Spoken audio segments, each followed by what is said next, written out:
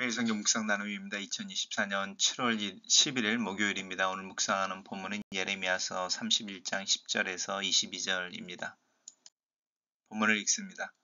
이방인들이여 너희는 여호와의 말씀을 듣고 먼 섬에 전파하여 이르기를 이스라엘을 흩으신 자가 그를 모으시고 목자가 그 양 떼에게 행함같이 그를 지키시리로다. 여호와께서 야곱을 구원하시되 그들보다 강한 자의 손에서 속량하셨으니 그들이 와서 시온의 높은 곳에서 찬송하며 여호와의 복 곧 곡식과 새 포도주와 기름과 어린 양의 떼와 솥의 떼를 얻고 크게 기뻐하리라. 그 심령은 물된 동산 같겠고 다시는 근심이 없을지로다 할지어다. 그때 처녀들이 춤추며 즐거워하겠고 청년과 노인은 함께 즐거워하리니 내가 그들의 슬픔을 돌려서 즐겁게 하며 그들을 위로하여 그들의 근심으로부터 기쁨을 얻게 할 것임이라. 내가 기름으로 제사장들의 마음을 흡족하게 하며 내 복으로 내 백성을 만족하게 하리라. 여호와의 말씀이니라. 여호와께서 이와 같이 말씀하시니라. 라마에서 슬퍼하며 통곡하는 소리가 들리니 라헬이 그 자식 때문에 애곡하는 것이라. 그가 자식이 없어져서 위로받기를 거절하는도다. 여호와께서 이와 같이 말씀하시니라. 내 울음소리와 내 눈물을 멈추어라. 내 일의 싹을 받을 것인즉 그들이 그의 대적의 땅에서 돌아오리라. 여호와의 말씀이니라. 너의 장래에 소망이 있을 것이라. 너의 자녀가 너희 자기들의 지경으로 돌아오리라. 여호와의 말씀이니라. 에브라임이 스스로 탄식함을 내가 분명히 들었노니 주께서 나를 징벌하심에 멍에에 익숙하지 못한 송아지 같은 내가 징벌을 받았나이다. 주는 나의 하나님 여호와시니 나를 이끌어 돌이키소서. 그리하시면 내가 돌아오겠나이다. 내가 돌이킨 후에 뉘우치겠고 내가 교훈을 받은 후에 내 볼개를 쳤사오니 이는 어렸을 때의 치욕을 짐으로 부끄럽고 욕됨이니이다 하도다. 에브라임은 나의 사랑하는 아들 기뻐하는 자식이 아니냐. 내가 그를 책망하여 말할 때마다 깊이 생각하노라. 그러므로 그를 위하여 내 창자가 들끓으니 내가 반드시 그를 불쌍히 여기리라. 여호와의 말씀이니라. 처녀 이스라엘아 너의 이정표를 세우며 너의 편말을 만들고 큰 길 곧 내가 전에 가던 길을 마음에 두라. 돌아오라 내 성읍들로 돌아오라. 반역한 딸아 내가 어느 때까지 방황하겠느냐. 여호와가 새 일을 세상에 창조하였나니 곧 여자가 남자를 둘러싸리라. 오늘 본문은 여호와께서 북이스라엘 백성들을 향하여 하시는 일, 또 새로운 일에 대한 노래, 또 그 예언입니다. 이방인들이여 너희는 여호와의 말씀을 듣고 먼 섬에 전파하여 이르기를. 이제 이방인들을 부르고 있습니다. 증인들로 불러 세우는 것이죠. 이 먼 섬에 전파한다고 하는 것은 만방에 알려라 이런 의미입니다. 이스라엘 흩으신 자가 그를 모으고 목자가 그 양떼 행함같이 그를 지켜주실 것이다. 어제도 묵상했던 것처럼 이제 이미 아수르에 의해 멸망해 버린 이스라엘 북왕국 이스라엘에 대해서도 하나님 회복하실 것에 대한 약속을 하고 있는 장면의 연속입니다. 야곱을 구원하시되 그들보다 강한 손에서 속량하셨으니 그들이 와서 이제 높은 곳에 찬송하며 여호와의 복이라고 하는 부분이 굉장히 물질적입니다. 곡식, 새 포도주, 기름, 어린 양의 떼, 소의 떼를 얻고 기뻐하리라 라고 하는 부분이고요. 그 심령은 물된 동산 같겠고 다시는 근심이 없을지어다. 하나님이 그들을 구원하시는 때에 그들의 마음에 참된 평안과 또 기쁨과 만족이 있을 것이다 라고 하는 부분입니다. 그때의 처녀는 춤추며 즐거워하겠고 청년과 노인은 기뻐할 것이다. 즐거운 축제의 분위기 이야기합니다.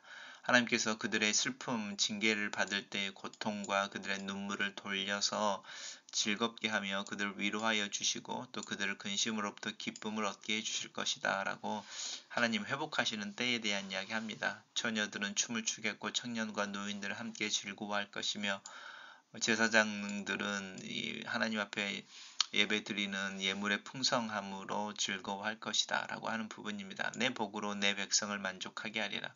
우리 어제 묵상했을 때에 하나님이 이스라엘 백성들과 맺는 언약이 나는 너희 하나님이 되고 너희는 나의 백성이 되리라 라는 것이었습니다.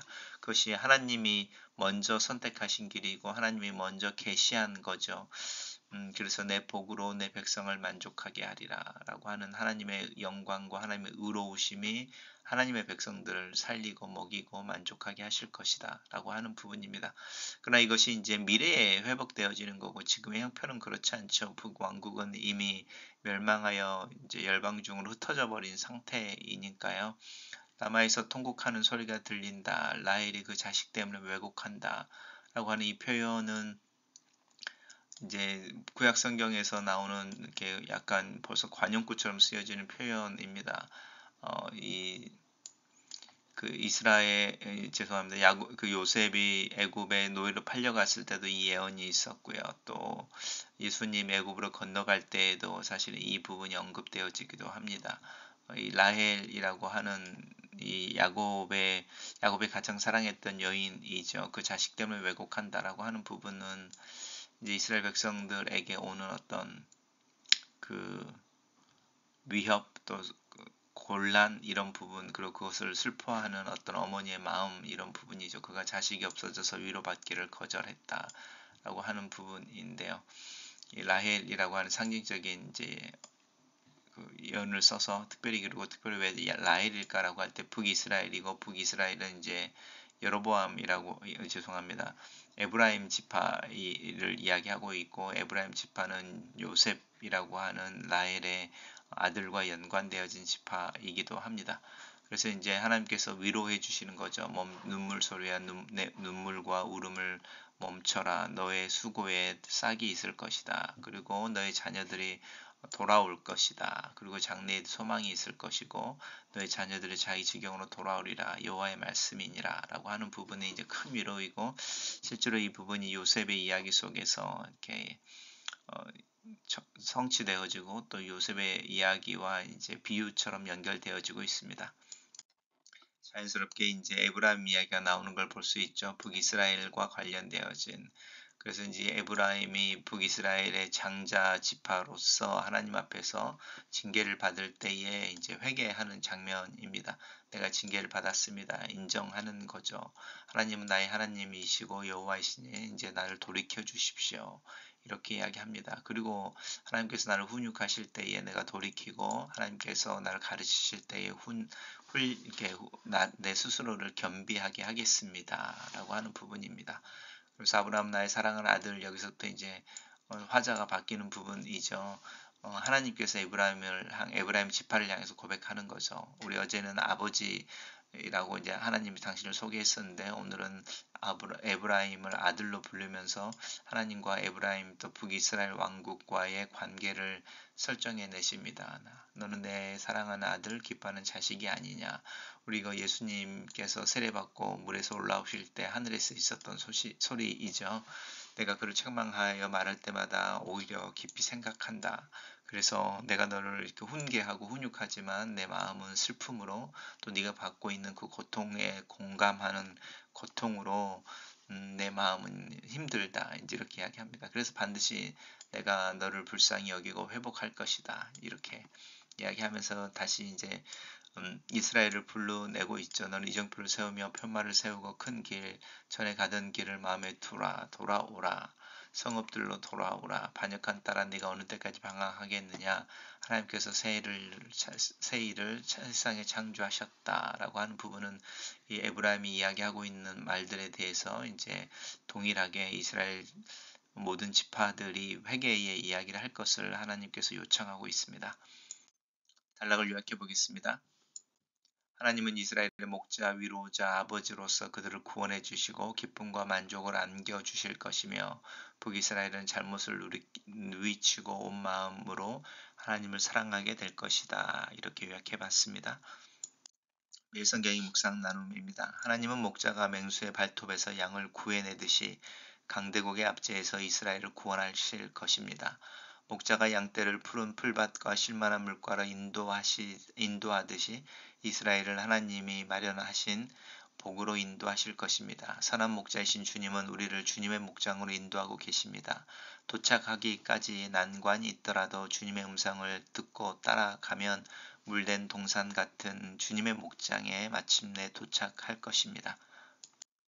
이스라엘의 어머니를 상징하는 라헬이 라마에서 단장의 슬픔으로 통곡합니다. 라마는 라헬의 무덤 인근이자 포로된 유다 백성이 추방될 때의 집결지입니다. 에브라임은 이미 망하였고 유다마저 라헬의 무덤 곁을 지나 포로로 끌려갔으니 라헬은 자식을 전부 잃은 것과 다름이 없습니다. 그 슬픔이 너무 커서 모든 위로를 거절합니다. 그러나 하나님은 라헬을 위로하십니다. 대적의 땅으로 끌려간 자녀들을 되찾아 오실 것을 약속하시며 라헬의 절망을 소망으로 바꾸어 주십니다. 하나님의 위로하지 못할 슬픔, 회복하지 못할 상처는 없습니다. 이스라엘의 징계 덕에 부끄러운 삶을 뉘우쳤다고 고백하며 하나님께 돌아갈 준비가 되어 있으니 자신들을 이끌어 달라고 기도합니다. 이스라엘의 진실한 회개를 확인하신 하나님은 그제서야 마음을 놓으시고 그들을 향한 절절한 사랑을 고백하십니다. 그들을 여전히 사랑하고 기뻐하신다고 징계하실 때에 오히려 하나님의 마음이 더 아팠다고 당연히 자비를 베풀 것을 약속하고 계십니다. 우리를 향한 하나님의 마음은 자식의 잘못을 꾸짖으면서도 자식 걱정에 애태우는 부모의 마음, 바로 그 마음입니다. 이스라엘을 처녀 딸이라고 부르시며 그들의 성읍으로 돌아오라 하시고 그들의 방황을 끝낼 새 일을 창조하셨다고 말씀하십니다. 이전까지는 하나님이 이스라엘을 쫓아다녔으나 이제는 이스라엘이 하나님을 안고 사랑하게 될 것입니다. 흠모할 수밖에 없는 하나님에게 눈을 뜨는 것, 그래서 하나님을 진심으로 사랑하는 것이 하나님의 창조에 버금가는 새 창조입니다.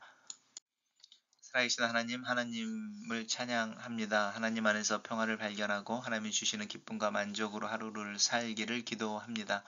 내 마음에 겸손과 감사를 채워주시고 온전히 하나님 앞에 내 마음을 드리고 하나님과 겸손히 동행하는 삶을 배우며 실천할 수 있기를 기도하오니 나를 가르쳐 주시옵소서. 하나님의 은혜 속에서 나를 품으시고 오늘 하루를 주님의 은혜 가운데 인도하여 주시기를 예수님의 이름으로 기도합니다. 아멘.